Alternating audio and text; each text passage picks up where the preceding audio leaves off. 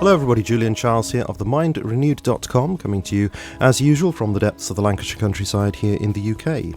And today I'm very pleased to welcome to the programme Dr. Glenn Peoples, who is a Christian philosopher living and working in New Zealand and who runs the Right Reason website on matters theological, philosophical and societal, and the podcast Say Hello to My Little Friend, which I think is a quote from a film, Scarface. So I'll ask in a minute why that was chosen.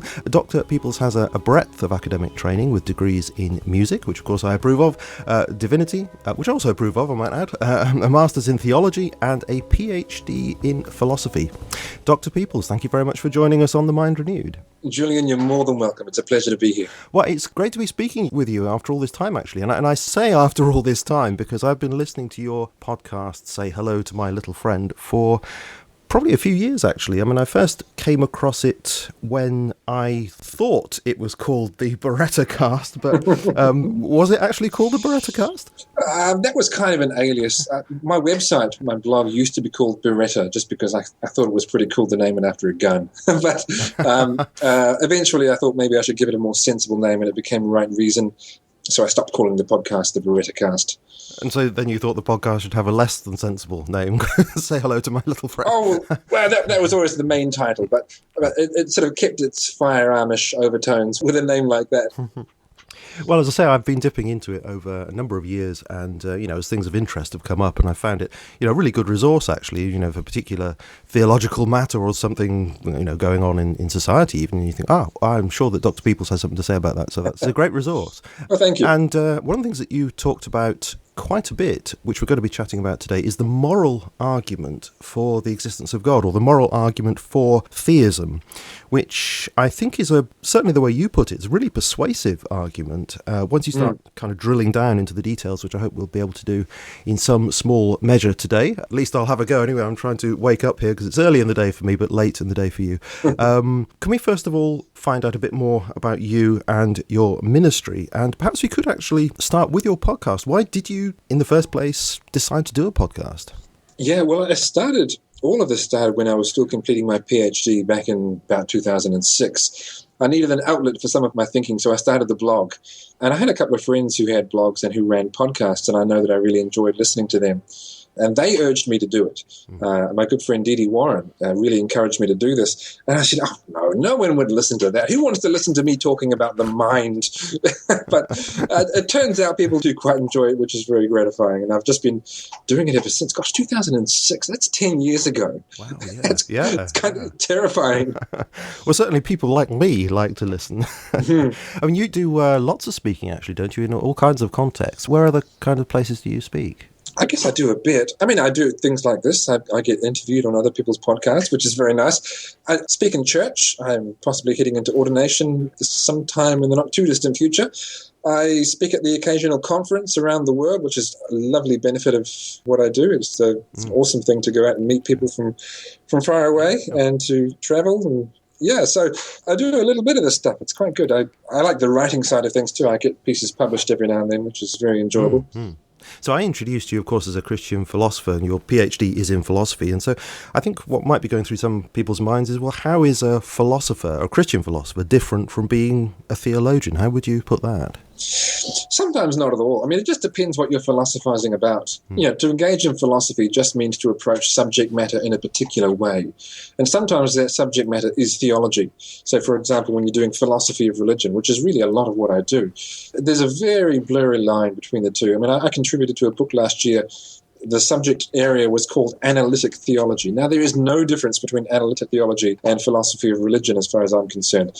Yeah, so all my degrees prior to the PhD were in theology and music, but that's quite different again.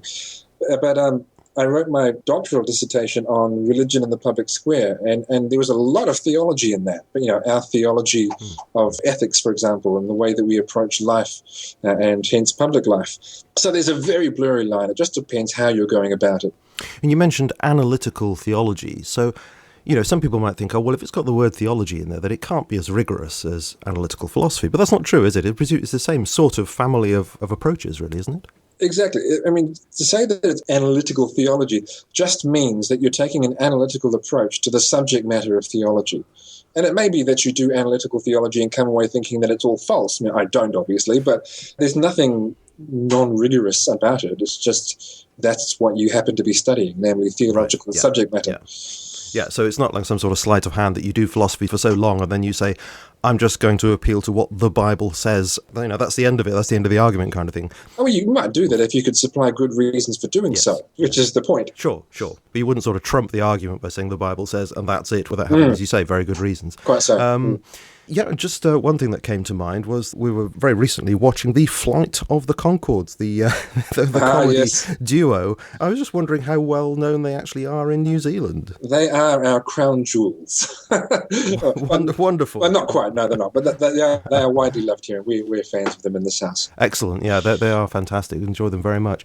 And I noticed on their wiki page, by the way, that it says that they're rumoured to have had ideas rejected by New Zealand television because their comedy has been deemed too Wellington. Is there actually a Wellington style of humour that elsewhere in New Zealand is not appreciated? Well, I don't know. I live in Wellington, so I take that as a compliment. I have no idea if it's true, though. Okay, well, we must move on, of course, to the subject of this, the moral argument for the existence of God, or the moral argument for theism. Now, I think the first thing that needs to be stressed is that this is a rigorous philosophical argument. It's not something vague like, only believers in God can be good, so it's best to believe in God, or anything like that. It's a matter of serious philosophical inquiry and debate. And the person that I've heard talk about this most of all, of course, is the philosopher Dr. William Lane Craig, who of course is very famous. And he regularly includes this in his debates and presentations. But your version of it, at least the way you presented it in the podcast, is slightly different from his. Could you explain how it's different and why you formulate it slightly differently? I think maybe the most popular version of the moral argument, namely the one that Bill uses, when you get a PhD, you get to call people by first names, is something like this. It's if God did not exist, then there would be no moral obligations, or there would be no objective moral facts, or something to that effect. But, he says, there are moral obligations, moral truths, moral facts, call them what you will, and therefore God exists. Now, I find the argument convincing myself because I believe the premises to be true. I don't think there could be any moral facts without God. And I also believe that there are moral facts. And I think the conclusion follows. Therefore, God exists. But I find it less than helpfully persuasive because there are ways that people can resist the argument. And the most plausible way I think people can resist the argument is by denying that there are any moral truths. And so they can say, well, your argument doesn't get off the ground with me because there are no moral truths at all. And my argument doesn't require a commitment to moral truths, but it also, I have to admit, isn't as watertight in that it doesn't so obviously lead to the conviction that God exists. But I think it gives people a really important choice that they have to make. So my argument goes like this. It's if there are any moral facts, then they're either natural or they're not natural. And that's analytically true. That means it's true by definition. It must be either natural or not natural if they exist at all. But when you say natural, what do you mean by that? I mean, either moral truths are features of the natural world or they're something else. That has to be true. Either that's what they are or they're not. But I say that moral facts, if they existed, are not natural. They're not features of the natural world. And consequently, there must be something non-natural if they're real at all. And then I say that if there are non-natural moral facts, then the best way of accounting for those is by appealing to the existence of a non-natural person who brings the moral facts about. And therefore, if there are any moral facts, then we ought to believe that there is a non-natural person who brings moral facts about. Now, initially on paper, it just kind of looks a bit unwieldy and clumsy. But when you start to unpack each step of it, I think it makes a lot of sense. And it puts someone in a position of saying, okay, so what am I going to give up here? Am I going to give up my rejection of a supernatural or non-natural person? Am I going to accept the existence of a non-natural person? Or am I going to give up my commitment to moral truth? And here's the reason why I think the moral argument is especially potent, or it especially gets people's attention and forces them to listen. Because if people are so inclined, they can close their ears to discussions about physics and the beginning of the universe. That's really complex. if they're so inclined, they can just choose not to investigate historical claims about the resurrection of Jesus. They can do that. But you can't get away from moral facts. And that's why I think this is quite powerful, because you every day are confronted with them. They are part of what you are. And just about everyone has strong opinions about moral matters. And so this argument, I think, really grabs you at a place that matters to you. Yes, and I do see the power of it. I will just come back, if I may, to this business of what you mean by natural, because obviously one can say there is the natural and there is the non-natural, and that covers everything. But nevertheless, I'd still want to ask, what do you mean by the natural? Do you mean something rather like C.S. Lewis said, things going on of their own accord, the phenomena of this world going on of their own accord? More or less. I mean, when I say natural, I mean the kind of qualities that you can predicate of natural objects, like, say, a log or an apple. It has height, it has color, it has weight, it has a whole lot of other properties that you can analyze in terms of chemistry and physics. But then there are things that are just not natural. So, for example, laws of logic. And incidentally, I realize that it's controversial as to whether or not these things are natural or not. I think they're not. So things like laws of physics, things like numbers, if there are such things as numbers, and that's actually a subject of disagreement. But things that are not analyzable in terms of laws of physics and chemistry, things like that. Mm-hmm. Okay, that is helpful. So then you are saying that it may be reasonable to suppose that there is a person in that realm of things, of numbers, of propositions, or something like that. Yeah, a person who is not part of the universe, part of the physical world that we're familiar with. And that is because you think that these objective moral obligations cannot be grounded in the natural world. That's right, yeah. I mean, when we talk about natural facts, the kind of things that scientific investigation relates to us, when we do it properly, we're investigating the way things are. So we're saying, how many quarks are there in the universe? Now, that would probably be an absurd question to ask, but nonetheless, it is a scientific question.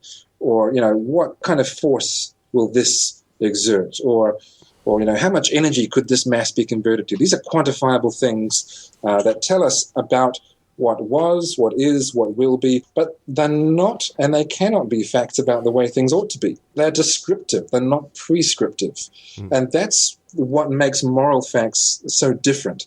They don't tell us what to expect or what we have observed. They tell us what we ought to do regardless of what we observe. Yes, interesting. So they have a sort of inbuilt pressure. They sort of press upon us how it is that we should behave. So part of this is to say, well, these objective moral obligations, maybe they do exist. They are real. So if what do we even mean when we're talking about a moral obligation? What do you mean by that?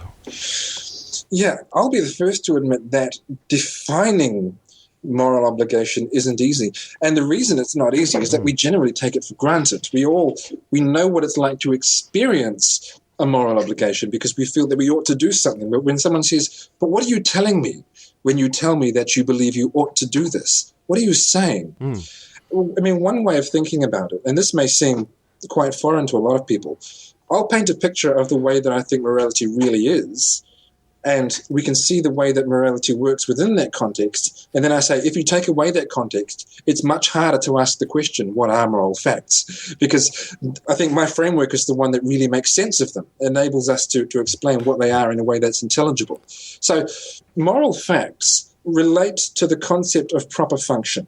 Now, proper function means that there is a way that things were intended to be. Now, I know that not everyone agrees with that account of proper function, but I think that account of proper function has been hammered out by philosopher Alvin Plantinga. He wasn't at all writing about ethics. He was just talking about, I don't know what you would call it, proper function is what he was talking about. When you say intended to be, so this is the notion of a will actually wanting something to be the case, right? We wouldn't say that evolution might produce proper function, could we? Well, evolution doesn't produce proper function. It just produces function. And that function turns out in retrospect to be good for something or not good for it. But to say that it was meant to function that way is false, because as people like Richard Dawkins remind us, evolution has no mind's eye. Indeed, no mind, as he famously said. Evolution is how things happen, but it's not why they happen. Not in any kind of forward-looking way. It's not that we adapted in order to do something. It's instead that we adapted in such a way that turned out to be good at doing something. So that's not a proper function. That's just a useful function. So proper function is a theistic idea, then. The idea that God has decided that a certain being should function properly in a certain kind of way. Yeah. I mean, if the universe was not intended by anyone, then it's hard to see that there is any way in which we are meant to function within it. We decide how we function. And it may be physically good for us, it may be physically bad for us, it may be physically good for the environment or bad for the environment. But to say that we were intended to function one way or another only makes sense within a theistic worldview. And this is how I go about, well, partly how I go about explaining or introducing the idea of a non-natural person to explain moral facts. Because moral facts by their nature have an intentional or forward-looking aspect to them. It's that it would be proper to do something because you are fulfilling a demand or a command. That's the way that we experience moral obligations. But natural states of affairs don't demand or command anything. Persons do. You also bring up this business about the word ought, and I think we need to get this out of the way very early on in the discussion, because it can be taken more than one way, can't it? So far you've been using it in the sense of a moral sense, you ought to do so and so, but it can be confused with another way. Do you want to explain and get that out of the way for us? Yeah, and this causes a lot of confusion. It causes some people to think that they've solved morality without God when they haven't. Right. I'll pick on Sam Harris because he's a particularly famous example in the world of pop philosophy. You can use the word ought in what we call a rational sense. There is the rational ought, which means that in order to achieve outcome A, you ought to engage in action B, because that is a means to an end, and that's the most effective way of going about it. But that doesn't mean you're required to do it. It just means it would work. And I think a lot of people get confused about this when it comes to morality, because Sam Harris says, for example, he does it with the word good, but good and ought can be confused in roughly the same way, because something can be good for a particular outcome, or it can just be morally good, something you're required to do. Right, so I could say to somebody, you ought to use the right kind of oil to make your lawnmower work, but that's not a moral ought. That's right, because you're not saying you're morally required to make your lawnmower work. If you were, then there'd be another story. I mean, if your parents have told you to make your lawnmower work, then maybe you morally ought to put the right oil. Yeah, but that's different. Yes. Yeah. Interesting that causes so much confusion. I can imagine it doing so, but does it actually cause confusion in professional philosophical circles as well? No, genuinely not. No. In fact, when I studied meta-ethics with Professor Charles Pigden, one of the things that we emphasized over and over, just to make sure that we were really clear about it, is that there is such a thing as non-moral goodness, which is quite different from moral goodness. And even if we can account for non-moral goodness, that doesn't mean we've accounted for moral goodness, because they're not the same thing. So, now, people who devote themselves professionally and academically to studying these matters are generally quite careful in distinguishing them. But often, the internet is the internet, and not everyone so commits themselves to understanding the issues. Well, I suppose one way of attacking the kinds of things that you're saying is to say, well, okay, these objective moral obligations that you're talking about, maybe they don't need to be grounded in any kind of God. Maybe they just exist in some sort of platonic, ethereal space, I don't know, as necessary truths. They're just true, and they're brute facts of reality. So 2 + 2 = 5 is wrong, not only in this reality, this world, but it would be wrong in any world. Maybe that's just true of moral realities as well. How would you counter that one? Yeah. Well, there are a few things to say about it. So let me just kind of flesh out the objection a little more. The objection is to say that in lieu of God, we can believe a kind of idealism or Platonism. The view that there are these objects out there that are not natural objects, there's something akin to Plato's idea of the form, which are these metaphysical, free-floating things that are not physical, but which nonetheless ground things like goodness or perhaps obligation. So Plato, for example, would think that a good tree was a good tree to the extent that it resembled the ideal or the form of a tree. So there was like this blueprint of a tree out there. But that's not in anybody's mind, and that's not even in God's mind. It's mind independent. That's right. It's in the world of ideas or forms. And the idea is that, at least one way of expressing this is that moral truths can be like that. They can just be, and that's all there is to it. Now, I think that moral truths are necessary truths because that just means they're true in every possible world. Okay. But that's because I think they're grounded in God. God exists in every possible world, and God is loving. So God is loving in every possible world. So in every possible world, God would command you to not do things that are unloving. Okay. So that's the sense in which I think they're necessarily true. But the reason, I'll say two things. Firstly, a reason that I don't think you can ground morality in objects like that is, again, because of the personal nature of moral facts. They are forward-looking and they are prescriptive. When we experience a moral obligation, it is like experiencing a command. Now, I think that's because it is a command. But nonetheless, this forward-looking, prescriptive nature of moral facts is the kind of thing that makes them sound like they suspiciously come from a person, because the only kind of thing that has intentions, the only kind of thing that has a will or a desire about the way we live, is not some ethereal, impersonal state of affairs. It is a person. That's the kind of thing that issues commands or has a will or an opinion about our life. And the second thing is, I think this is a remarkable way to try and escape the existence of God.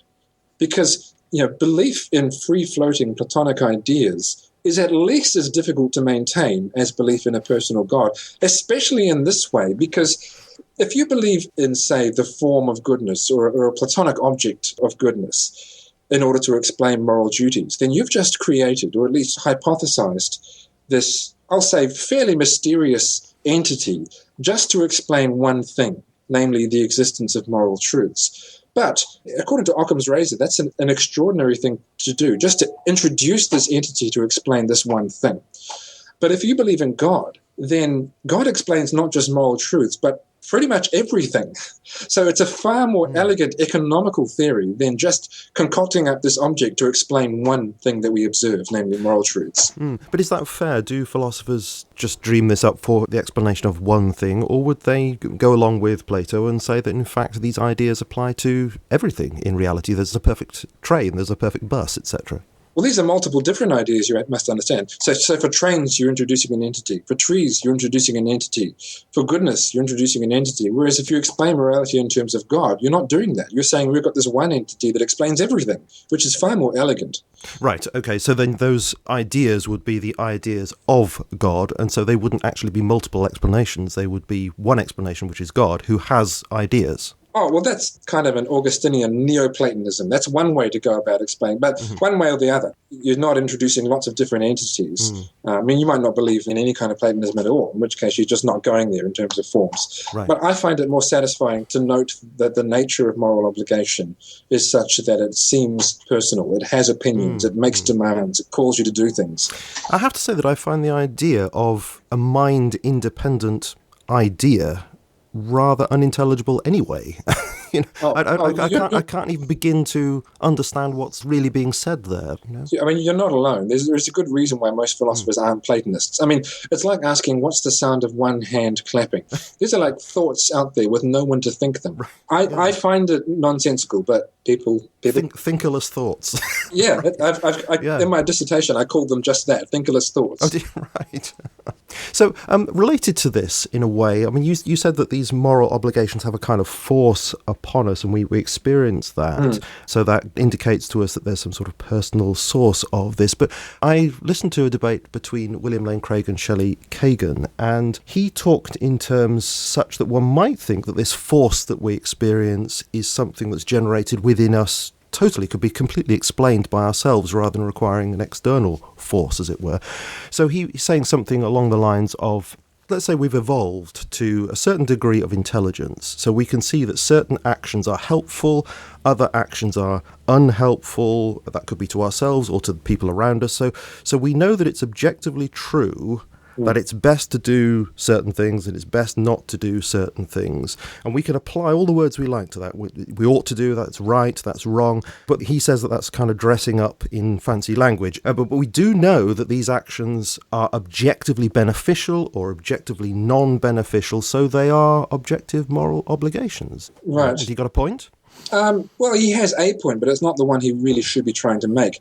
Yes, there are objective truths about morality, and I need to say, this is effectively the same argument that Sam Harris makes. Sam Harris just introduced it to a wider audience. there are objective truths, that is, transcendent truths from a third-person perspective that are not subject to opinion about what is, say, physically good for you, what will make you sick, what will help you live longer, and so on and so forth. But to jump from that to saying that we have, therefore, discovered objective moral duties is to engage in the very type of confusion that we talked about earlier with the different senses of the word good and the different senses of the word ought. It may be that doing something is good for you in the sense that it helps you live longer, but that doesn't mean you're morally obligated to do it. Who says I'm required to do what is good for you or good for me or good for anyone else? So I think there is that basic kind of confusion going on there. Okay, so I think the only thing to do then, if you wanted to avoid the force of what you've just said, would be perhaps to say, well, these don't exist at all. Real moral obligations in this non-natural sense, they certainly don't exist at all. And that's the way a number of thinkers have gone. People like Michael Ruse or people like John Mackey, or as I mentioned, my professor, Charles Picton, a lot of people have gone that way. And, what do you do when someone just digs their heels in and says, I don't believe that moral truths exist? And here is where an interesting argument rears its head. John Mackey introduced this argument, and it's called the argument from queerness. And you mentioned it to me as we were preparing for the show. Yeah. See, the argument from queerness is an argument against the existence of moral truths. And, well, it can be presented in a number of ways, but his best argument, I think, is that if you suppose a natural world, as he does, then moral facts are queer in the sense that they are incompatible with it. Now, I fully agree that they are incompatible with it. They're facts about the way that things are ultimately meant to be and not just facts about the way they are. So they're not natural facts. And so they are queer. Mm-hmm. They don't fit into this naturalistic view of the world. So we shouldn't believe in them.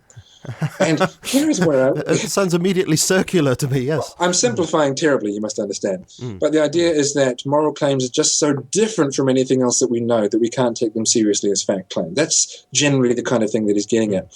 But if you're asking me what I find more queer, the proposition that there is no God on the one hand, or the proposition that murdering my children and raping my wife is not morally wrong on the other. I know which one I find more queer on an intuitive level.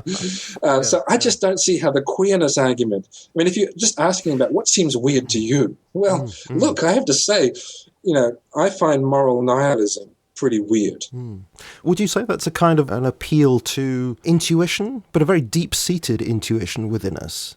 That is what is experiencing that sense of queerness, which makes us reject the idea that there are no objective moral obligations. But, if we don't go with that, you may correct me in a moment, but this is how I'm explaining it. If we don't go with that deep sense of intuition about that, then we would have to jettison our deep sense of intuition about all sorts of fundamental ways in which we apprehend reality. Yeah, in the case of the queerness objection, and also in the case of the person who believes that there are moral truths and wants others to accept the moral argument, each of them is essentially appealing to intuition. Well, actually, maybe a little bit more than just gut intuition. I am persuaded that we have a faculty of moral perception, and that it's generally reliable. We all tend to agree, morally speaking, more than we disagree. So I think that we're actually seeing some truth when we observe moral facts. I don't really know that the queerness objection can say the same thing, because the queerness objection just is kind of saying, well, morality is incompatible with our worldview. Well, maybe it is, but maybe your worldview is false. You're not perceiving. You're not perceiving that your worldview is true. Yes, it does seem to me of what you've said about Mackey there that he's essentially saying, well, I'm going to assume what needs to be proven, that naturalism, philosophical materialism, is in fact true even before the argument can get off the ground. Well, that's the metaphysical argument from queerness, that he doesn't see any space for moral truths. My answer is, well, you would if you believed in God. Yes. There are other types of queerness argument too, moral facts are just different from natural facts because they motivate us or they command us in a particular way. Other facts don't do that, so moral facts are somehow queer. And I'm sitting here saying, that's because they come from a personal source. If you believed that, you wouldn't find them so queer. So, I think belief in God just makes morality less queer. That's a queer kind of argument in itself, because there are all sorts of things that are discovered, let's say, in theoretical physics, which seem extremely queer, but nobody says, oh, well, that's queer, so we won't even go with that hypothesis. Yeah, and by queer, he kind of means incompatible, but he wants to make it sound more impressive than that. Right. But again, as I say, my response to that ultimately is just to say, okay, so either philosophical naturalism is false, or it's not wrong to murder my family. Well, I'll go with philosophical naturalism being false, thank you very much, because that seems much more obvious. Well, all of that which you've just said there doesn't really come over when somebody like Michael Roos, I mean, you brought this up in one of your programs, and I thought I would quote it because it's a very quotable quote, and it brings up this general attitude towards things. But when you listen to what he says, the queerness that you're talking about, which makes you think, well, I must believe in objective moral obligations because otherwise it's the unthinkable. But that doesn't come over in what he says. Let me just quote what he says. Quote, "The position of the modern evolutionist is that humans have an awareness of morality because such an awareness is of biological worth. Morality is a biological adaptation no less than our hands and feet and teeth. Considered as a rationally justifiable set of claims about an objective something, ethics is illusory. I appreciate that when somebody says, 'Love thy neighbour as thyself,' they think they are referring above and beyond themselves. Nevertheless, such reference is truly without foundation. Morality is just an aid to survival and reproduction, and any deeper meaning is illusory." Now, on the face of it, that sounds kind of reasonable, but the implications of that are under the surface and could be really quite horrendous. Yeah, but even as he says that, he uses phrases like, we have an awareness of, well, no, we don't have an awareness of morality, if he's right. It's not something that we're aware of. They're just deluded beliefs that we hold. To be aware of something is to know that something is true when it is. Like I have an awareness of a tree over there. We just hold these beliefs because holding to these lies just turned out to be useful, is what he's really saying. So we should say humans have an awareness of something we call morality. Yeah, humans have these beliefs because they turned out to be useful for us. And yet, curiously, at other times, he speaks as if moral facts are real, doesn't he? Oh, yeah. He acts like someone who, I mean, we all do. Even people who are self-described nihilists, they act like people who believe that there are moral truths. I can't think what that quote is, but doesn't he say something like the person who says that it's okay to rape little children or something is just as wrong as the person who says that 2 and 2 equals 5 or something like that? Yes, and I think he overshoots the mark there. He says that, you're right, the person who thinks that it's okay to rape is just as wrong as the person who thinks that 2 plus 2 equals 5. Well, I don't think that's quite true. When 2 plus 2 equals 5 is a mathematical truth. Moral truths aren't true by definition in that sense. But, his point is well taken, that people who think that these horrible actions are morally acceptable are factually wrong. He really thinks that there is something objectively wrong about that. And I don't know what that would be. He doesn't really unpack it. In fact, I think he's undercut himself already by saying that these moral beliefs are really just useful fictions. Yeah. Another thing I wanted to ask you about is another way of getting away from these objective moral obligations, which is just to say that, I don't know to what extent this is fashionable anymore, but used to be to say, well, they're meaningless. So this is the idea of, is it called verificationism? To say, well, they don't actually refer to anything particularly or at all. It's just gobbledygook. Yeah, you're right. It's not really that popular anymore. And not just because of trends, because there was a pretty good response to this way of thinking. In the early to mid-20th century, there was this movement within philosophy called logical positivism. And they had a verificationist approach. Now, verificationism was the view that if a proposition is not true by definition, so it's not analytically true, like maths or something, and if it's not the kind of thing that you can scientifically verify, empirically test, then it's not even untrue. It doesn't carry any meaning. It's not a proposition. It's nonsense. It's an empty sound. And so the people who said this, people like A.J. Ayer, for example, said that beliefs about God or beliefs about morality were all of that nature because, it wasn't true by definition that God exists or that murder is immoral. And you couldn't empirically test whether these things were true. And therefore, they were just nonsense. You couldn't even have an intelligent discussion about them. It was like burping or just making a noise. Until, people decided to ask the question, okay, so take this verificationist principle. Is the verificationist principle true by definition? Well, no, it's not. Can you empirically test this? Well, you can't. So I guess it's just meaningless. And once the secret was out, although it seems kind of obvious on reflection, let's just say that verificationism isn't quite as mainstream as it once might have been. It's interesting you should say, with reflections, kind of with hindsight, it seems obvious, because I do have a copy of Language, Truth and Logic by A.J. Ayer, and I did, had a look at it, and it was like every page there was this sense of, well, that kind of refutes itself, doesn't it? But that was only because I was aware of what had happened in the scene, we can see it through the review mirror, as it were. That's right, yeah. How long did it take for that to dawn upon people? Oh, don't ask me. When someone first said, excuse me, the emperor has no clothes. Right. Yeah, I get the impression that there's something of this way of looking at things that's still there in the popular world of the new atheists, because some people seem to sometimes talk in these terms, and I think you're sort of dealing with something that's 70 years out of date. And that's so often, I have to vent just a little about this. That is so often the case, that hive of scum and villainy, the internet, when it comes to discussions about religion. People will think they sound very, very clever, but they're actually, say, appealing to the scholarship that was around, say, 150 years ago in biblical scholarship, or the stuff of the early 20th century in analytic philosophy. And you think, what are you doing? Don't make me sit here and give you an education on everything that's happened in the last century. Now, look, I'm not at all implying that everyone who is a skeptic or who is an atheist and who has an axe to grind against religion is like that. Of course they're not. No. But it is surprisingly common on the internet for people who have just discovered this stuff and they think it's cutting edge, and it's almost funny. Well, all you need on the internet is a force of personality, and that's it. And a few rude words helps as well. I was just thinking there that in some ways, this business about logical positivism is quite instructive, isn't it? In the sense that it tells us how easy it is for extremely intelligent people to be captured by a fashion. Should warn us that that kind of thing, presumably, is not just going to happen once. It's going to happen time and time again in the history of ideas. It's at any given point in history, it is happening. Well, I guess in your presentations, you suggest at least that out of that scene, as a kind of reaction to it, came a different approach, which you label expressivism. So this isn't actually saying that these objective moral obligations are talk about it is meaningless, but that it doesn't mean quite what we think it means, but rather when we say such and such is wrong, we're talking not gobbledygook, but we're talking about how we feel about things. Yeah, and okay, let me unpack that. So expressivism was, I guess, very influenced by logical positivism because it is compatible with it. Because expressivism buys into this whole idea that when you utter a moral proposition, you think you're uttering an intelligible proposition, but you're not. But what you're doing is still important. So that's what they were kind of salvaging there.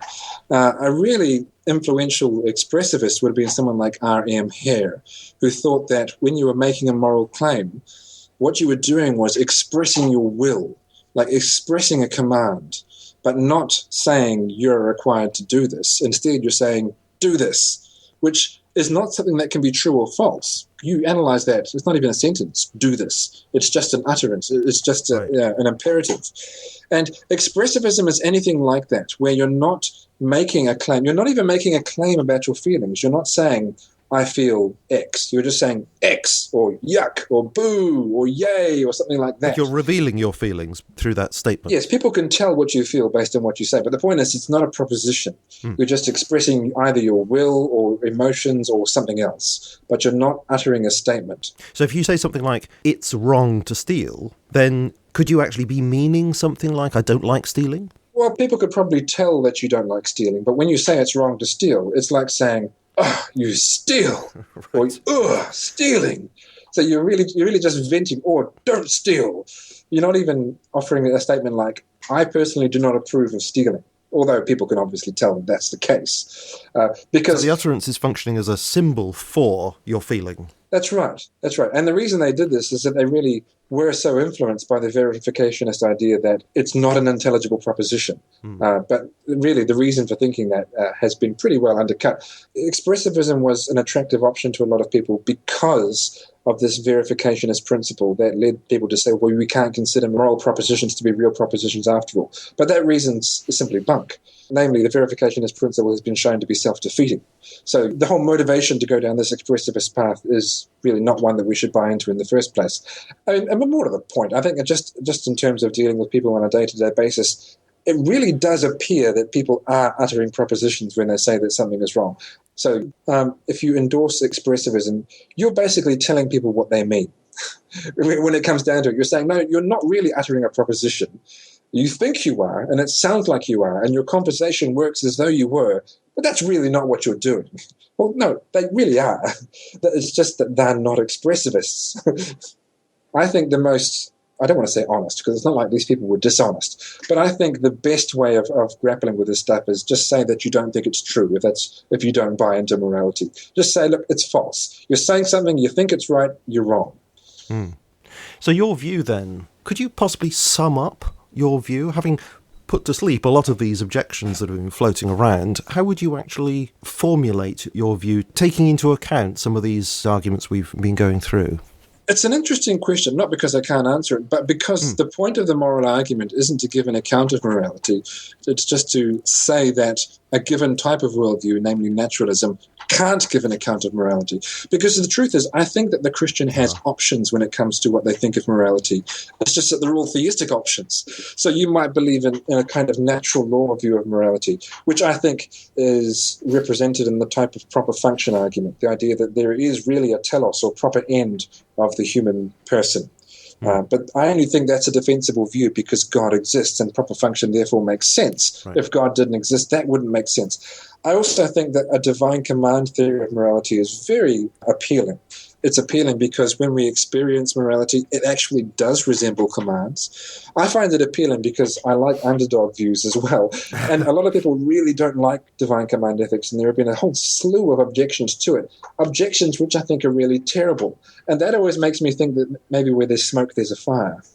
So can you tell us then what a divine command theory might be? Sure. It comes in a variety of flavors. Basically, a divine command theory is any theory where there is a very close relationship between moral obligation and God's will or God's commands. And the two dominant forms are that moral obligations are divine commands. That's what they are. God's commands constitute our obligation. Or the other one is that God's commands cause us to be obligated in given ways. Obviously, they're very similar, and most people don't, in everyday conversation, don't distinguish between them very carefully. But I think it makes a lot of sense because if we believe that God is the source of moral value and that moral value reflects God's character, then I think that diffuses most of the objections to a divine command theory of ethics. For example, some people say, well, that just makes ethics a tautology. Is something good because God wills it? Or does God will it because it's good? Versions of the Euthyphro objection. Does morality just become an empty tautology where we say that, good just is the same thing as God? Well, in terms of moral obligation, no, goodness is not the same thing as God. God issues commands because God's character is the paradigm of goodness. But goodness isn't the same thing as moral obligation. Right? God is good, God is perfect, God is loving and kind and so on and so forth. And God created us and wants what's best for us and knows everything. So he knows all the outcomes of what it would be like, for example, to live one way rather than another. So God's commands reflect his goodness and his love for us and his knowledge of what happens when we live in this way rather than that way. So when you talk about God's goodness there, you're not referring to goodness as some sort of a platonic idea that exists that God conforms to. Well, no, it's that God, rather than an impersonal form, is the good. And I think that makes vastly more sense because goodness actually has opinions. Goodness has a personal nature to it, and you can imagine why the good would want us to do some things and not others. I can't imagine why an impersonal form would want anything at all. So I think this is a role far more plausibly played by a person than by a form or just goodness, whatever that is. But just to repeat slightly, for the sake of clarity, to go back on the other side of that Euthyphro dilemma type thing, to say, well, if God decides what's good, then presumably he could decide that something that's what we would call evil is good, could he not? Right, yeah. And this is commonly referred to as the problem of horrendous or arbitrary commands. Couldn't God then just command anything at all? And the answer is no, because there is a distinction here between goodness and rightness. Rightness is about moral obligations. Goodness is what God is. God is the good. And God commands in accordance with his own character, in accordance with goodness. So it's not as though God would command or even could command contrary to goodness. So God wouldn't command something that was absolutely incompatible with a being who is perfect love, for example, because that's what God is. That makes sense because God's goodness is not the same as moral obligation. God isn't obligated to do anything. God isn't obligated to be loving. No one commands God to be loving. That's what God is. And so I think this makes sense. Right. So God has a particular nature, and we happen to label that good, loving, etc., but it is essentially how he is. That's right. And I don't know the extent to which people might use this in evangelism. I'm probably the world's most terrible evangelist. But it's a way of introducing... Join the club. Yeah, it's a way of introducing people to God. It's saying, look, when you experience goodness, when you recognize goodness, you're recognizing what your Creator is like. You're seeing traces of God in creation. And I actually do think that this is... Let me put it this way. In the conversations I've had, conversations of goodwill, where I wasn't just in an argument with people who aren't believers, this has resonated quite well. The idea that when you experience goodness and when you experience also obligation, you're actually encountering God and you're seeing part of what God is like.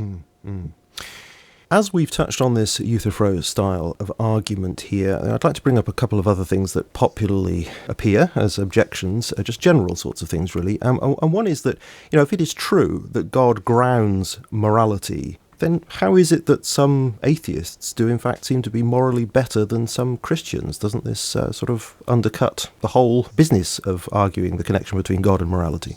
It doesn't, but it's a really common misunderstanding. In fact, just about every time I've done a presentation on the moral argument, someone has put up their hand and said, look, I'm not a believer. Are you saying that I'm not moral? And my answer is, you may well be much more moral than I am. I have no opinion on that. I don't know you. You may be.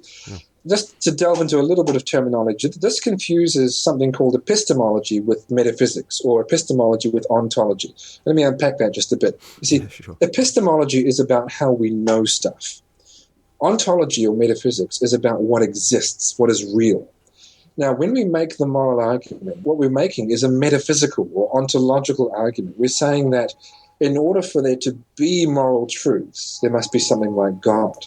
We're not saying that in order to know moral truths, you must believe that there is a God. That's epistemology. That's very different. It's like saying without God, the universe wouldn't exist.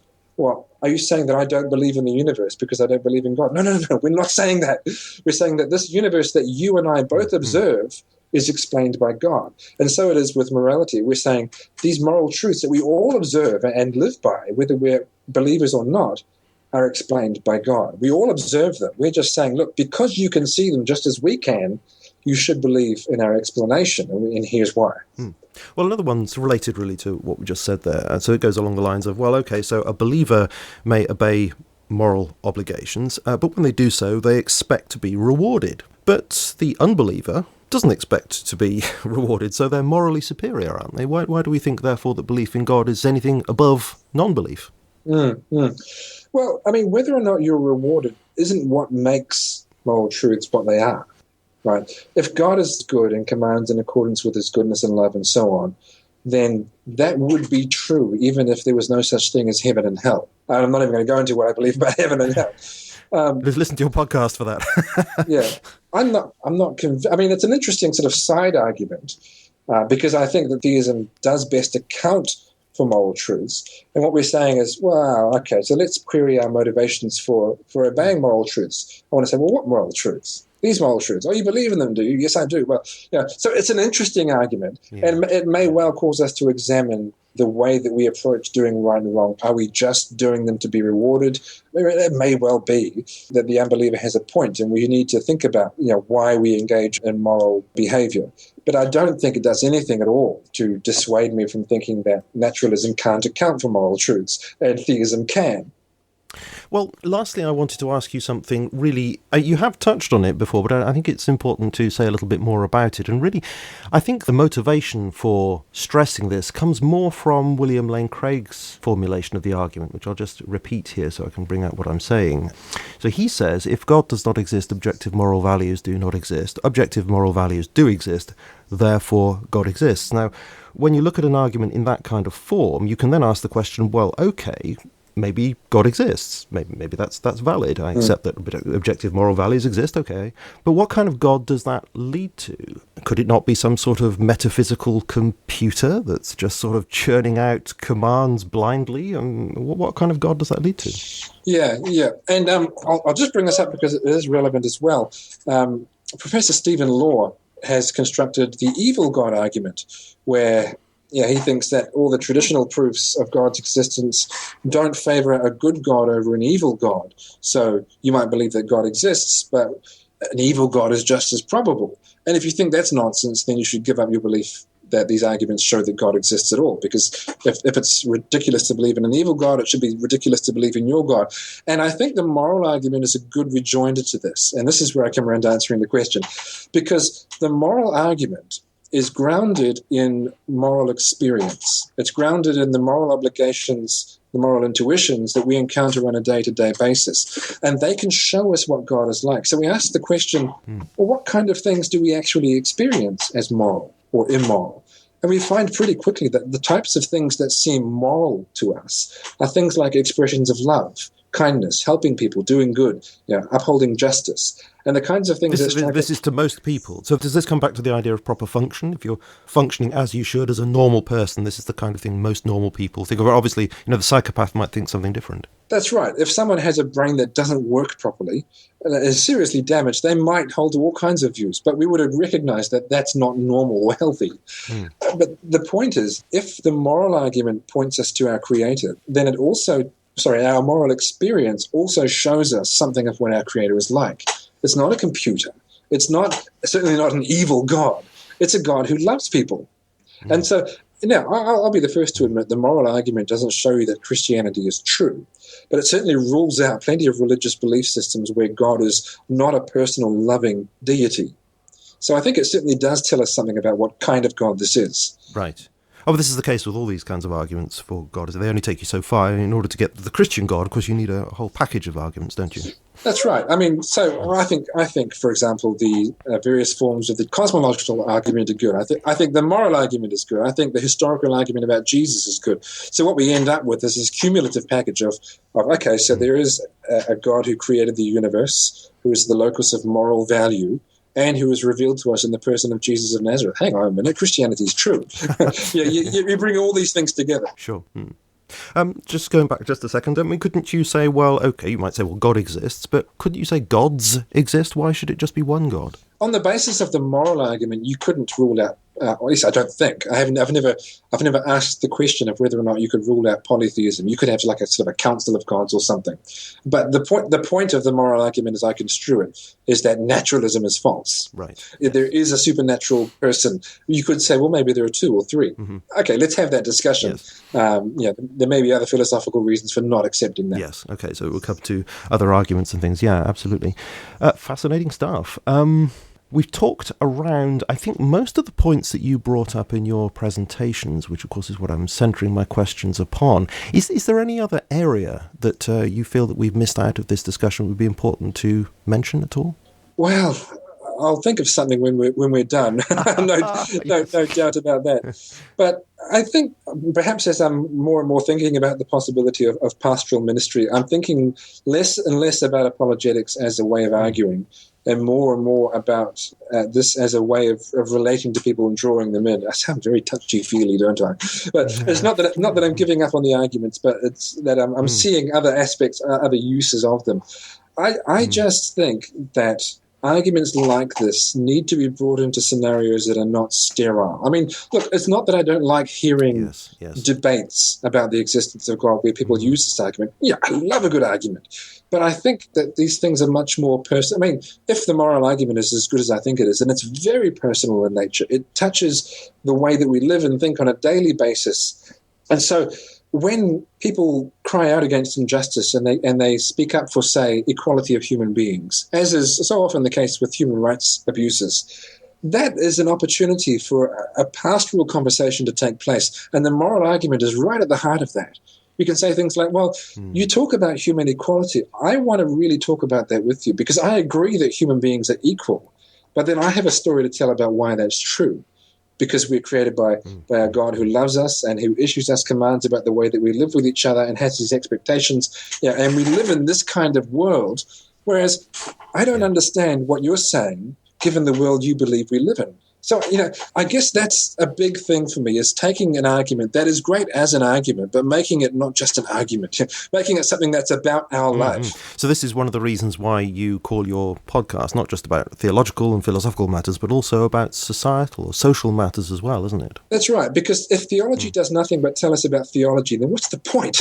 Yes. Right? Yeah, well, I fully agree with you. I often think this about apologetics. You go to an apologetics website or something, and it's all about the nitty-gritty of the argument, and I feel so much of apologetics is like that these days, and I'm a bit of a champion for the idea of applied apologetics, that it needs to be in a context more and more, because I think often it's Christians talking to each other. Yeah, I retract slightly. It's not that there's no point. No. But there's such a diminished vision of apologetics, if that's what it boils down to. Yeah, absolutely. Well, I'm very grateful that you've come on the show, and very happy that you've explained to us this. Really, it's not an easy thing to get your head around. Has to be said, because there are so many concepts and terminology there that people will not be familiar with. So thank you ever so much for sort of explaining around this whole subject. You're more than welcome. Well, thank you. You're more than welcome. Thank you. And of course, we've scratched the surface, really, is all we've done. Oh, yes, absolutely. Now, that's what I wanted to ask you, sort of to close with, is I'm quite sure there will be people who will be thinking, well, look, I'd like to find out a little bit more about this. So what is the best way to go about that? Or which websites, which resources would you recommend?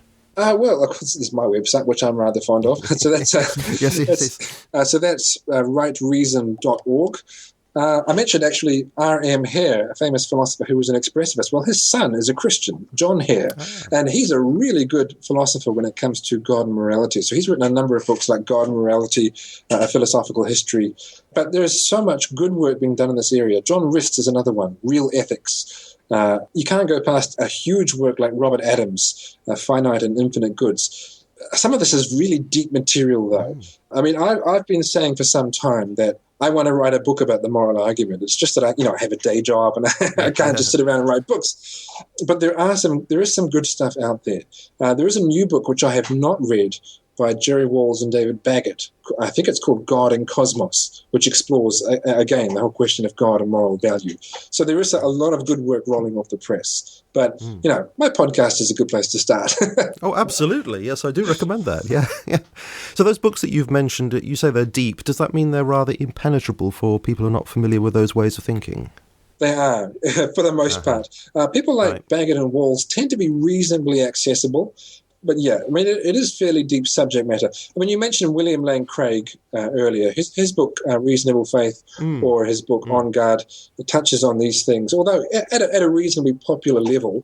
Although he has a book that he co-wrote with Richard Taylor called Is the Basis of Morality Natural or Supernatural? No, actually, no, that wasn't a book. That was a debate. So actually, listening to these debates between professional philosophers can be illuminating, because they tend to be trying to communicate with a popular audience. So they're not writing a book with 100 million footnotes. No. They cover quite a breadth of the territory, don't they? It's very good listening to those sorts of things, indeed. Well, as I say, thank you very much for coming on. I have enjoyed it. It's not always easy, is it, to express quite what you mean when you're talking about these very abstruse things, but I have very much enjoyed it, and I do maintain that this is a very powerful way of going about arguing for at least the probability that God exists, and that naturalism is just not really up to snuff, to be honest. So thank you ever so much for coming on the show. It's been a great pleasure to speak to you. It's been a pleasure to be here. Thank you. Okay. You take care, Julian. And you. Right, bye. Bye-bye. Bye.